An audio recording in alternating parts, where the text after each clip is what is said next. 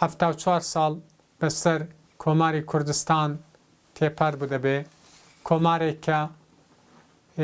بۆ گەلی کورد یەکێتی، هیوا، دموکراسی، بەیەکەوە ژیان ڕابەر کرد،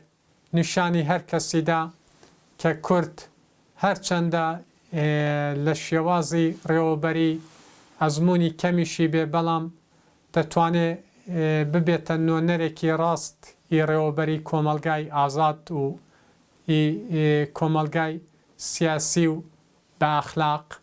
بۆوەش ئەگەر کۆماری کوردستان و هەڵومەرجێک کە تێدا دامەزرا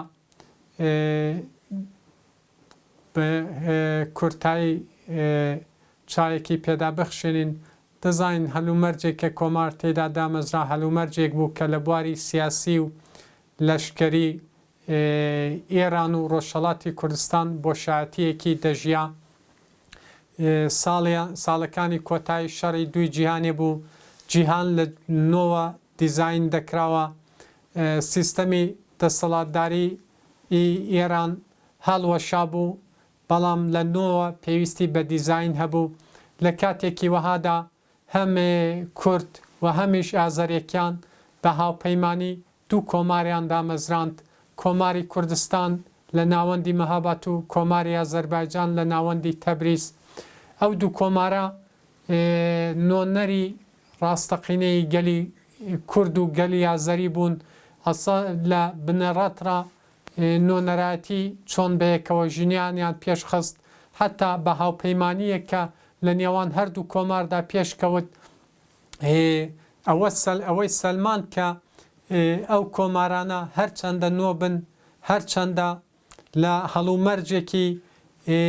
ئاوارتەشدا دامەزرابێن، بەڵام دەتوانن بە شێوەی هەری جوان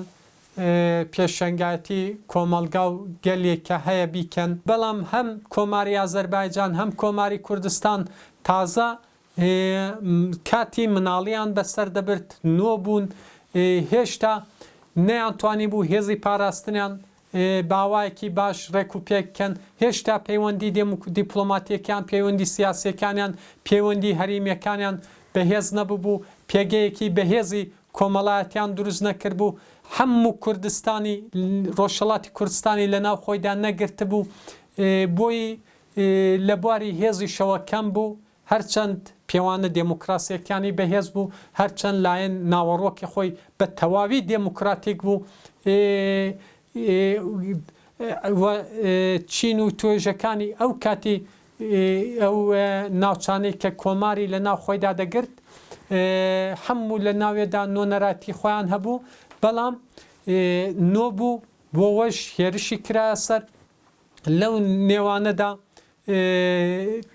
بە فەداکاری گیان فەدایی قازی محەممەد و هەواڵانی پێشی لە کۆمەڵکوژیەکی دیکەی کوردان گیرا، بۆەوە جارێکی دی لە کەسایەتی قازی محەممەددا هەموو شەیدانی کۆماری کوردستان، هەموو کەسانەی کە لەو ڕێدا ڕەنجیاندا فەداکاریان کرد بەڕێزەوە بیر دەهێنینەوە. ئەو دەرسەی کە لە کۆمار وەریگرین ئەوەیە کە ئەمڕۆ وەکو سەردەمی کۆمار چۆن لە هەموو کوردستان بەرەو ئەوەیە کەوتنە حرەکەتەوە، جوڵانەوەیەکی گشتی کوردان دەستی پێکرد، وەکو جوڵانەوەی هیوا لە باشووری کوردستان، جوڵانەوەی خۆی بوون لە ڕۆژاوە و باکووری کوردستان، جوڵانەوەی کۆمەڵی ژیانەوەی کوردستان ژیەکاف، وانە هەموو هێزی نەتەوەی کوردی نیشاندا، یەکێتی ڕوح و فکری نەتەوەی کوردی نیشاندا. ئەمڕۆژ لە سەردەمێکی وەهاداین بۆ پاراستنی دەستکەوتەکانی ڕۆژاوای کوردستان، باشووری کوردستان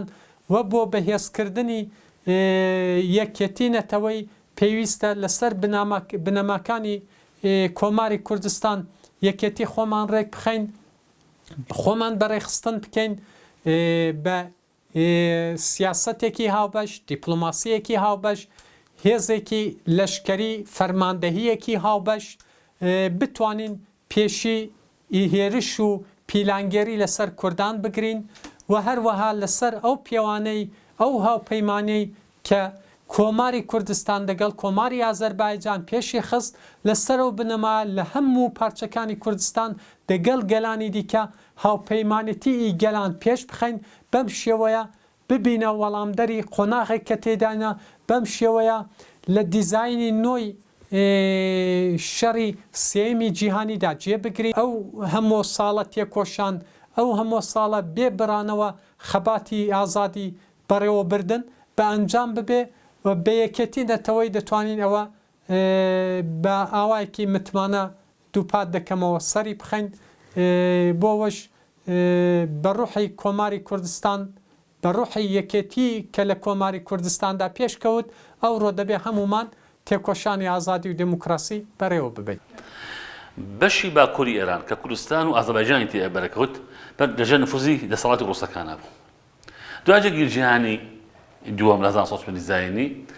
دەوڵەتانی هاوپەیمان کە بەریتیە ویلایەتی سۆڤێت لە بەریتانیا لە فەڕەنسا لە ئەمریکا لەسەر ناوچەکانی ئێران و بەرکەوتە شەڕ ملانەیان تێکەوت. کە ڕابەرایەتی شوعیەکانی دنیاە کرد بگەن ڕابەر سەمادەکانی دنیاە کرد لەکێ بەکێدا بوون. لە ڕێگەی هەردوو کۆمەری ئازەربایجان کوردستانەوە کارێ بکات کە بەرژەوەندەکانی دوای جەنگ ڕابگرێ بە بەرژەوەندەکانی خۆی بکات. بۆیە پشتوانی دۆزبوونی کۆماری کرد لە وڵاتی ئێراندا ئەوش بۆچی بۆ ناک ئەم دوو کۆمارە بەسەر بەخۆی بگەێنێت لە بنەڕەتدا بۆی لە بەرامبەر بەریتانیا ئەمریکادا داوای دەستکەوتی زیاتریان لێ بکات بە زیاتر بکات باوەتە بکات بە کاتی فشار لەسەر دەوڵەتانەوە لەم زمینەدا کۆماردا ئامەزرێت. یعنی ئەگەر سۆڤێت نەبووایە پشتوانی کۆماری کوردستانی نەکردایە کۆمار قەتدا نەئامەزرا. ئەمە واقعی لە ڕاستیدا بۆچی؟ ئەمە مانایەوە نییە کە پێشوا قەز ئەحمەد لە ئاسکۆمارانە بنا پێشوا قەز ئەحمەد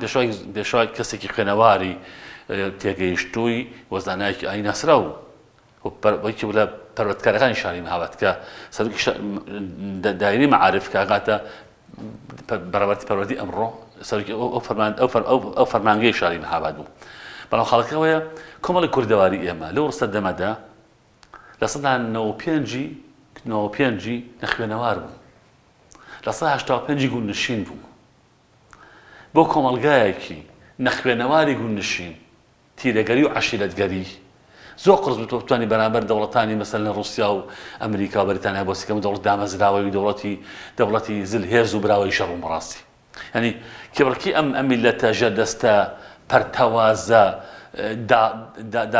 داپڵۆسنەری لەلایەن دەسەڵاتەکانی ناوچەکەوە قرس بوو بتوانێت لە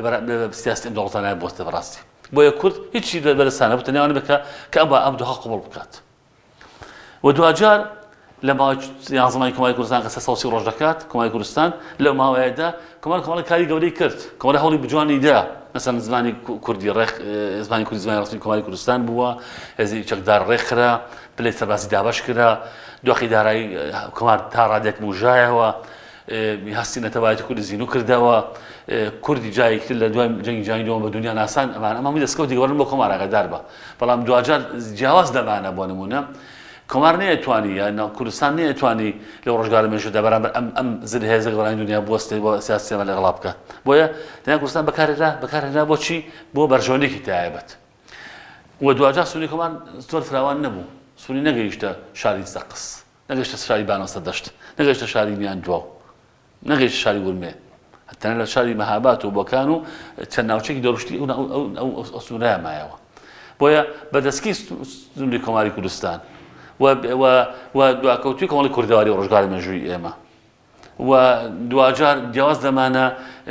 تا ڕادەیەک پەرتەوازی کۆمەڵی کوردەواری بەتەنیا لە دەروی کۆمار هەتا لە کۆماریشە هەندێک کەسایەتی پەیوەندیان بە دەوڵەتی شانشای ئێرانەوە کرد و دیسانەوە بەرژەوەندی وڵاتانی بەریتانیا و ئەمریکا بۆستە لە دروستبوونی خاکی ئێران هەموو خاکی ئێرانەوە بە یەک پارچەی ئەمانە ئێران بە یەک پارچەیی و داناوی محەممەد ڕەزا شای پهلەوی و پاشای ئێران هەموو ئەمانە هۆکار کۆماری کوردستان دەتوانێت بەرامبەر ئەم شاڵاوە بەرگە بگرێت. هەموو چیکە دامەزانی هەر دەوڵەتێک هەر قەوارێکی سیاسی هەر دەسەڵاتێکی ناوچەیی ئاگادار بە تا بە ڕۆخانێکات دوو هۆکار لە پشتوێتی هۆکاری ناوخۆی هۆکاری دەرەکی. هۆکاری ناوخۆیی پێویستە بە خودی خەڵکەکەوە پێویستە بە ڕێکڕێزی خەڵکەکەوە بە ئاستی و شاری خەڵکەکەوە بە دنیابینی خەڵکەکەوە هەکای دەرەکی بریتە لە بەرژەوەندی وڵاتانی دەوروبەر ناوچەکە لەسەر ئەو خاکی کە تۆ ئەدوێ ئیشە سەر چۆ کورد ساڵە هەزاران ساڵە بەشێن دەوڵەت قاڵی سیاسی خۆی ئاگەڕێت دەوڵەتی خۆی ئاگەڕێت بەشێن ناسنامەی خۆی ئاگەڕێت بەشێن ئازادی ئاگەڕێت بەشێن ڕزگاربوون ئاگەڕێت بۆی لە هەر ناوچە تروسکایە گەبینێت هەمووی بەجارێک پشتیوانی لێ ئەەکەن ئەمە گرنگە ئاگادار بە ئەمە ئەو سکارە سەرەتایەک ناوچەیە کوردستان سەفسێکە لە خۆراوە بوو لە ماوەی پێشوایە بۆ منە کە ئازارێک هاتە بەر هەموو بەرەنگارێک هاتە ئارادشی دەوڵەتی تورکی دای کرد هەموو کورد بوونە پشتیوانی کێ ئەم زمانەی خۆراوە بۆ منە لە باشووریش بوو پێشتر مەسەن ئێستش ئەمە ئەو کاتەیە کە ناوچەیەکی کوردستان هەر شوێنێکا بێت لە پارچەی کوردستان نەبێت ئازاد دەکرێت یا هەرێکی بۆ ئەڕەخسێت هەموو شتوانی لێ ئەکەن چونکە بۆ ئەمە هەستێکی ناخی کووردە بۆ سەربەخۆیی بۆ ئازادی بۆ مافەکانی خۆی ئەمە دیوێکی دی بەڵام ئەو کاتێک کە ئەزانێ ئەزمونە تووشی یەشە ئابێت خت بەربەرداشی سیاسی دەوڵەتانی ناوچەکە هەرێمی دەستی تێوەرەدان ئەزمونەکە ناشرین دەکەن تووشی کێشەی دەکەن ئیتی وردە ئەمە چۆڵی کوردی تێ ئەبێت وردە لەنا خودی ئەم کوردەیە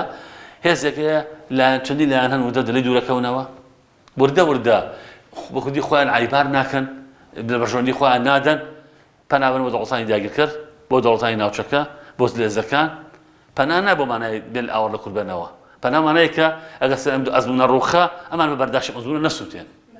بۆی ئەمە پێڵەن پەرتەوازنەی کورد بۆی کاتێک کۆمار بەرەلای ڕووخانە ڕاوردە لە خودی کۆماردا چونکە ساتیمانەیە پشتەکەن لە کۆمار ڕۆکەنە دەوڵەتی شاهنشاهی ڕۆکەنە رووسیا ڕۆکەنە بەریتانیەکان لێوێ کۆمار بەچی هەڵن بۆ دوجار ئیتی کۆمارەتەنی ئاکەوێت ئەمە کە ئەو کاتێک کۆمار ئەڕۆخێت بۆ ئەمانە دەیانەوێت دوای ڕووخانی کۆمارەکە ڕووخان بڕخە بەرمونە